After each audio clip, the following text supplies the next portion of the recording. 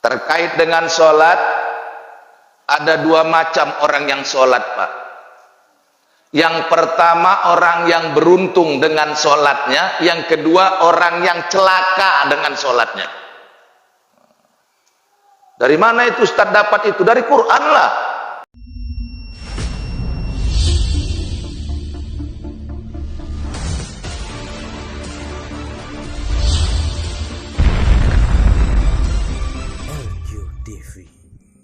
Rahmatan lil alamin. Warahmatullahi wabarakatuh.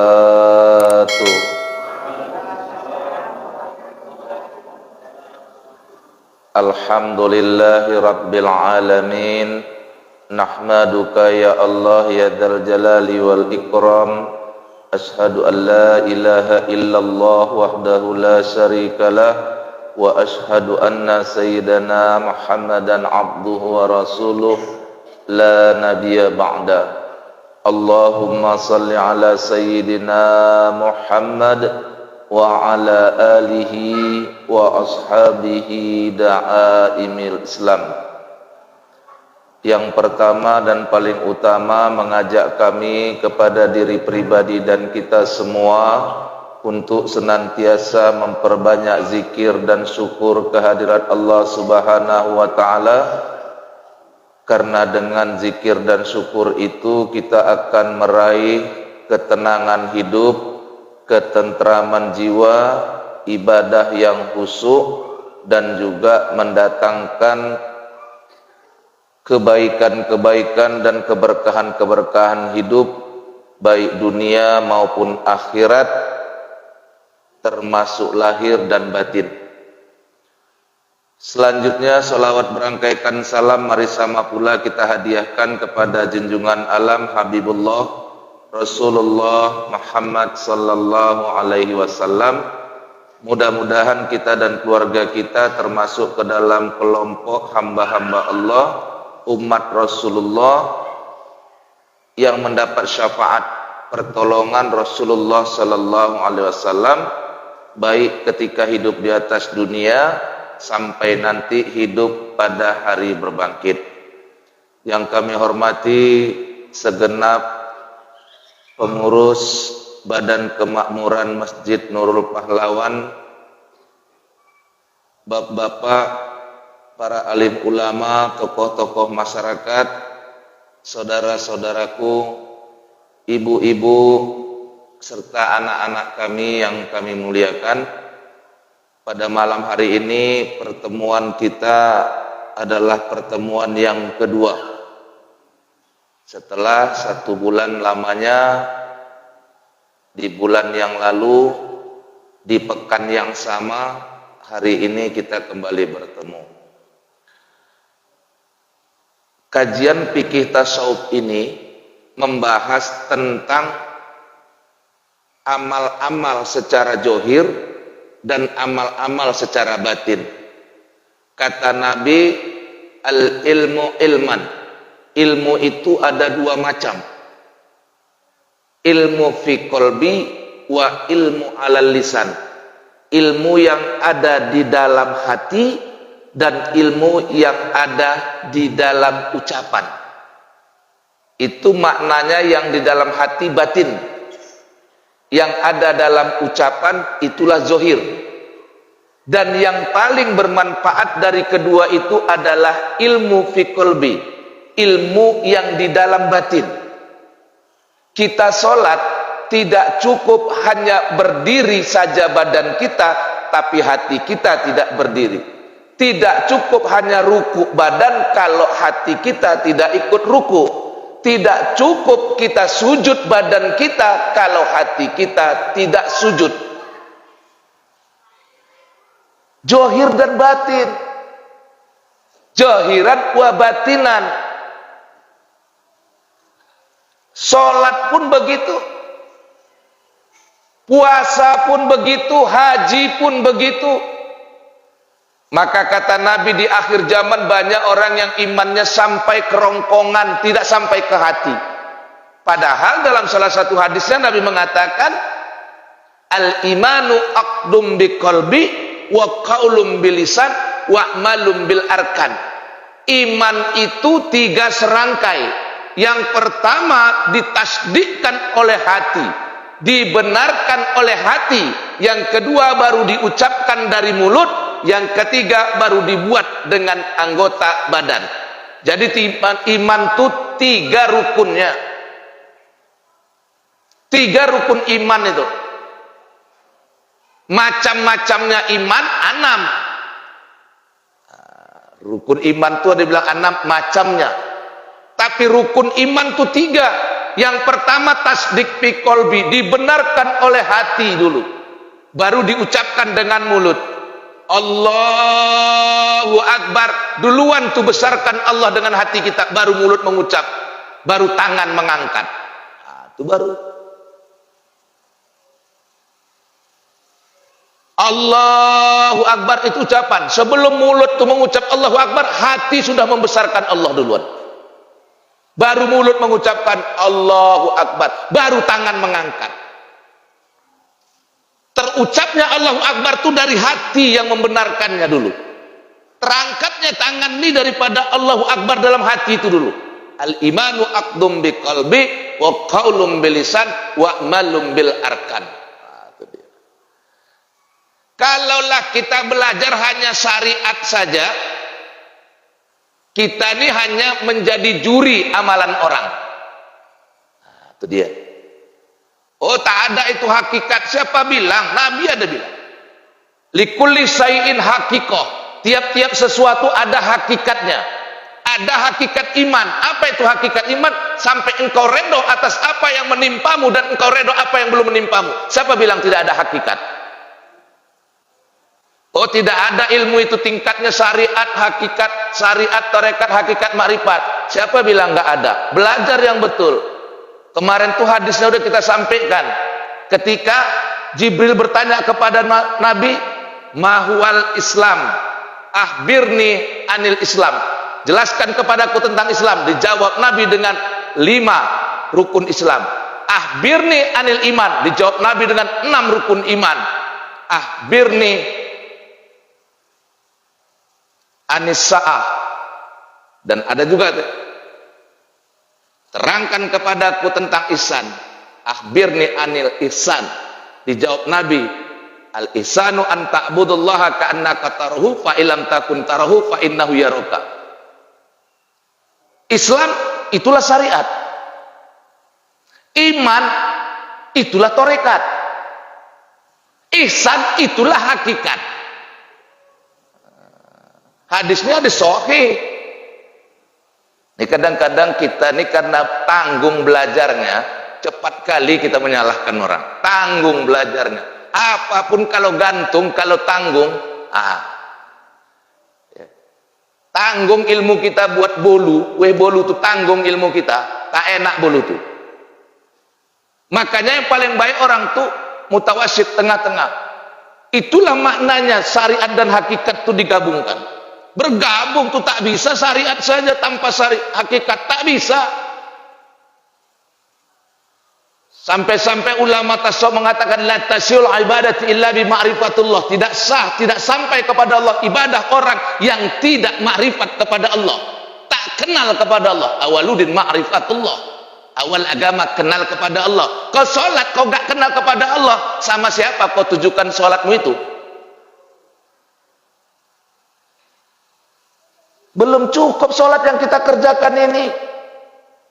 Kalau nggak tahu tujuannya, oh kepada Allah, baik. Sholat itu menuju kepada Allah. Dari mana? Oh dari saya, nggak bisa. Arabtu rabbi bi rabbi, ku kenal Tuhanku dengan Tuhanku, ku kenal Allah dengan Allah. Kita mau kenal Allah dengan diri kita nggak sanggup. Nabi Musa minta ditunjukkan Allah di Bukit Tursina, baru ditunjukkan Allah tanda-tanda kebesaran Allah, petir, pingsan 40 hari. Itu Nabi Musa mau minta melihat zat Allah. Itu Nabi Musa. Maka ada hakikat. Jadi maka ilmu itu ada 4 tingkatnya. Syariat, tarekat, hakikat, makrifat. malam ini nggak saya sampaikan ini. Kenapa? Karena ingat kepada pesan guru saya, jangan sampaikan segala sesuatu itu satu kali pertemuan, nanti tidak dipanggil lagi. Jadi tidak. Syariat hak, tarekat hakikat ma'rifat nanti kita bahas tuh. Jadi ada. Kalau kita cuma syariatannya, kita cuma nengok amalan orang aja. Oh, salah badannya. Salah berdirinya. Terkait dengan sholat, ada dua macam orang yang sholat, Pak. Yang pertama orang yang beruntung dengan sholatnya, yang kedua orang yang celaka dengan sholatnya. Dari mana itu Ustaz dapat itu? Dari Quran lah. Adakah orang yang beruntung dengan sholatnya? Ada. Di antaranya dimaklumatkan oleh Allah di dalam surat Al-Mu'minun ayat 1 dan 2. Qad aflahal mu'minun alladzina hum fi sholatihim khashi'un. Sungguh beruntunglah orang-orang beriman yang mereka khusyuk dalam sholatnya. Itu beruntung. Siapa yang beruntung dalam sholatnya? Yang khusyuk. Apa tanda-tanda khusyuk? Nanti kita bahas. Jadi orang yang beruntung dalam sholat itu orang yang khusyuk. Sementara di dalam surat Al-Ma'un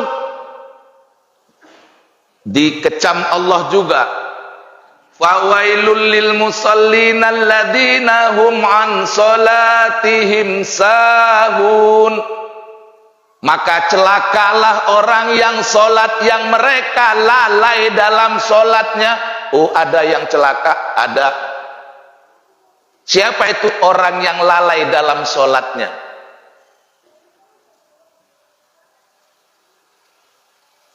Siapa orang yang lalai? Alladzina hum yura'un, yaitu orang-orang yang ria dalam sholatnya. Nih. Kalau kita menganggap sholat kita yang paling benar, orang lain itulah ria. Kita sholat cari pahala, itulah ria. Kita sholat cari surga, itulah ria. Karena ria itu segala amal ibadah ditujukan kepada yang lain selain Allah, itu ria. Di dalam kaji tasawuf, ria itu bukan hanya pamer dalam ibadah.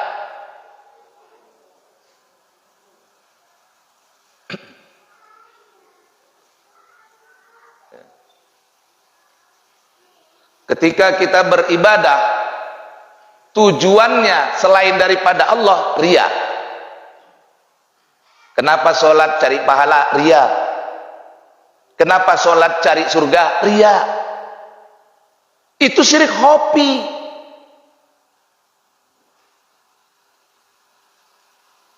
Jadi sholat untuk apa? Nah, orang-orang tasawuf, orang-orang tarekat itu udah punya konsep. Apa itu? Ilahi anta maksudi wa ridhaka matlubi. Ya Allah, engkau yang kutuju, ridhamu yang kucari. Salat untuk apa? Cari ridha Allah. Puasa untuk apa? Cari ridha Allah. Haji untuk apa? Cari ridha Allah. Sedekah untuk apa? Cari ridha Allah. Cari pahala? Enggak, cari ridha Allah. Kalau Allah sudah ridha, pahala pasti dapat, surga pasti masuk. Ngapain cari makhluk? Kalau kita menuju Allah, makhluk ini dapat. Kalau kita tuju akhirat, dunia ini dapat. Tuju aja kepada Allah. Allah berikan dunia ini sama kau. Tapi kalau kau cari dunia ini, Allah belum tentu berikan. Dikejar-kejar sampai mati nggak dapat. Dunianya tak dapat, akhiratnya apalagi. Tapi kalau kau cari akhirat, Allah kasih dunia ini. Cuman kita yakinnya ini yang payah. Yakin ini yang payah. Baik. Saya udah dibisikkan tadi, Ustadz tolong bahas tentang sholat yang khusyuk. Tadi saya tidak bahas sholat yang khusyuk. Ini hari saya bahas sholat yang mendatangkan kecelakaan. Wa wailul lil musallin alladzina hum an sholatihim sahun tadi. Celakalah orang yang sholat yang mereka lalai dalam sholatnya. Ini dulu kita bahas nih. Khusyuk nanti bulan depan kalau dipanggil lagi.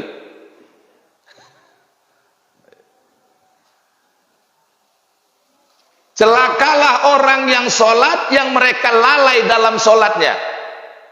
Ada 3 tanda orang lalai sekurang-kurangnya. Nah, ini supaya kita awas-awas nih. Yang pertama, lalai di situ lalai waktu.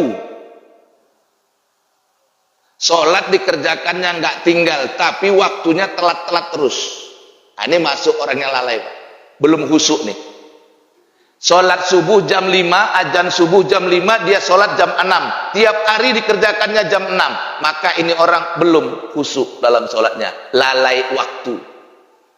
Sholat maghrib jam 6.30, 18.30. Jam setengah 7, dia sholat jam 7. Jam 7.30. Maaf, belum masuk kategori orang yang khusyuk dalam sholat.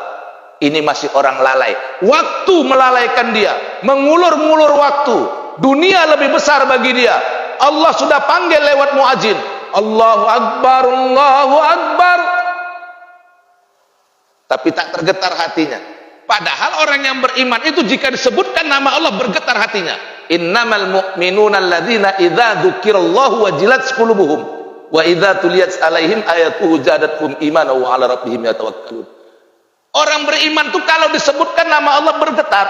Allahu Akbar, Allahu Akbar, bergetar hatinya.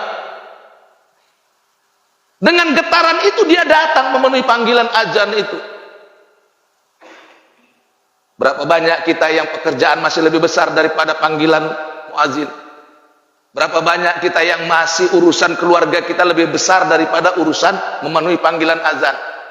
Maka ketika orang lalai dalam waktu, mengundur-ngundur waktu dalam sholat, masih termasuk orang yang lalai. Itu satu. Dari sholatlah dia. Sahabat bertanya kepada Rasulullah, ya Rasul, ma'uhibbu ilallah, apa yang paling dicintai Allah? Apa jawab Rasul? As-salatu fi awali waktiha, sholat di awal waktu. Ini Pak. Tanda orang yang khusyuk tuh yang pertama, sholat di awal waktu. Tanda orang yang lalai dalam sholat itu mengundur-ngundur waktu. Walaupun dia kerjakan sholat itu tetap dikerjakannya, tapi karena waktu yang tertunda-tunda, maka dia masuk kepada orang yang lalai dalam sholat. Itu satu.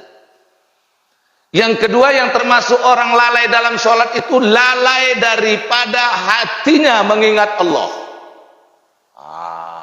Lalai dari mengingat Allah dalam sholat itu.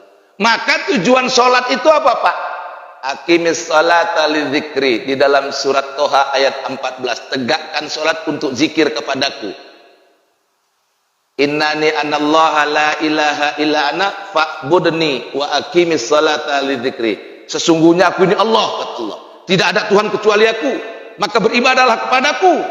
Wa aqimis sholata lidzikri. Dan tegakkan sholat untuk zikir kepadaku. Jadi hakikat sholat itu zikir kepada Allah. Tapi zikir yang mana? Ini perlu belajar.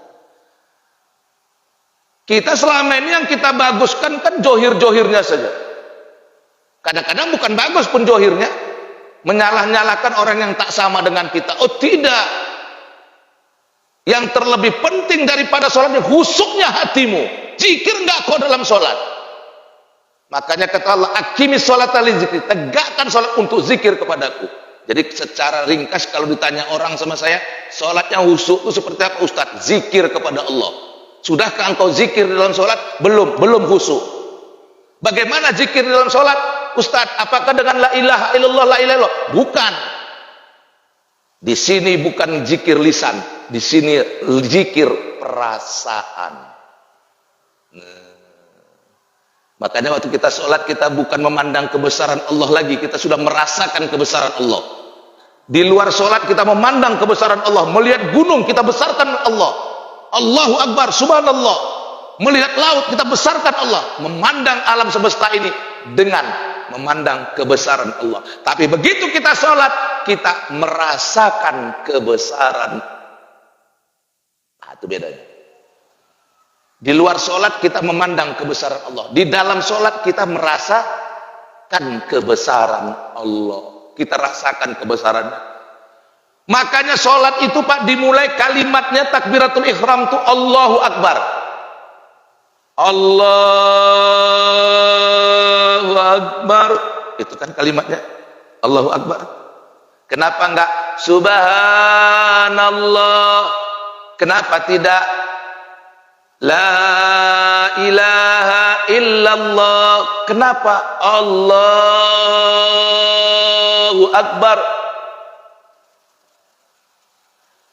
Allah yang maha besar. Kenapa kita angkat tangan? Simbol penyerahan diri kepada Allah. Kalau ada perampok yang mau merampok harta seseorang, ditodongkannya pistol, apa katanya? Ditodongkan pistol.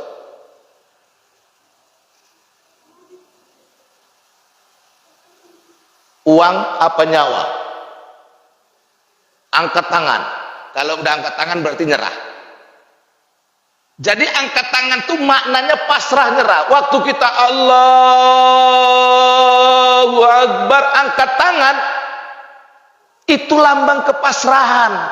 Pasrah. Allah yang maha besar, kita kecil. Saking kecilnya kita nggak ada apa-apanya.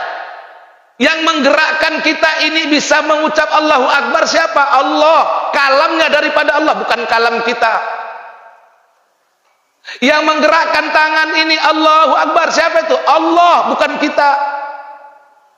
La haula wala quwata illa billah. Kita nggak bisa bergerak kecuali dengan pertolongan Allah dalam sholat. Enggak.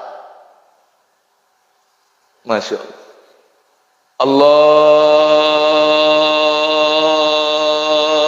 Allahu Akbar. Coba dirasakan di situ, merasakan kebesaran Allah. Bukan kita yang mengucap nih, bukan kita yang ngangkat, bukan. Allah yang menggerakkan. Allahu Akbar. La haula wala quwata illa billah. Tidak ada daya dan upaya kecuali dengan pertolongan Allah. Kalau engkau merasa bahwa engkau yang menggerakkan, masih syirik kopi. Kalau engkau merasa engkau yang mengucapkan dalam sholat itu, syirik kopi masih. Ini yang perlu dibahas. Kalau kita mau cari salah, carilah salah diri kita. Kalau kita mau cari dosa, carilah dosa kita. Jangan cari salah orang, jangan cari dosa orang. Semakin jauh engkau dari Allah kalau yang kau cari ini kesalahan orang. Tapi semakin dekat engkau kepada Allah kalau engkau cari kesalahan dirimu, engkau cari dosa dirimu, maka jatuhnya istighfar kepada Allah. Banyak kali salahku, sholatku belum betul. Banyak kali dosaku, belum tentu diampunkan Allah. Sibuk kita mencari dosa kita, bukan dosa orang. Sibuk kita mencari salah kita, bukan salah orang. Baru benar istighfar kita. Coba kita tengok. Coba kita kaji malam kita duduk. Istighfar betul-betul. Astagfirullahaladzim. Coba kita tengok berapa tahun kita nggak sholat. Coba kita lihat berapa banyak orang yang kita lukai. Berapa banyak orang yang kita bohongi. Berapa banyak orang yang kita zalimi. Nangis kita, ya Allah. Tapi kalau kita coba melihat dosa orang, tak betul, salah, masuk neraka, nggak datang tobat sama kita. Amal tuh cuman sampai di mulut, tidak sampai di hati. Sampai kita nggak merasa. La yadkhulul jannata man kana fi qalbihi mithqala dzarratin min takbirin. Nggak masuk surga orang yang punya sifat sombong walau sebesar jarrah. Kalau kita merasa kita yang menggerakkan, sombong kita. Berarti kita tidak la haula wala quwata illa billah. Makanya ketika kita bisa beribadah, nengok orang yang nggak beribadah, bukan kita marah, kasihan. Bukan kita caci, kasihan itu orang. Kasihan itu orang nggak sholat, orang maghrib sholat, dia masih juga kerja, masih juga membersihkan halaman. Kasihan itu orang. Orang jam 5 sholat subuh, dia masih juga tidur. Kita kasihan nengok dia, bukan kita benci, kasihan. Kenapa? Kita bisa sholat subuh, kita bisa sholat tahajud, kita bisa beribadah baik itu semata-mata karena Allah memberikan hidayah dan inayahnya, petunjuk dan kekuatan diberikan Allah kepada kita. Duduk di situ makomnya, baru makomnya betul.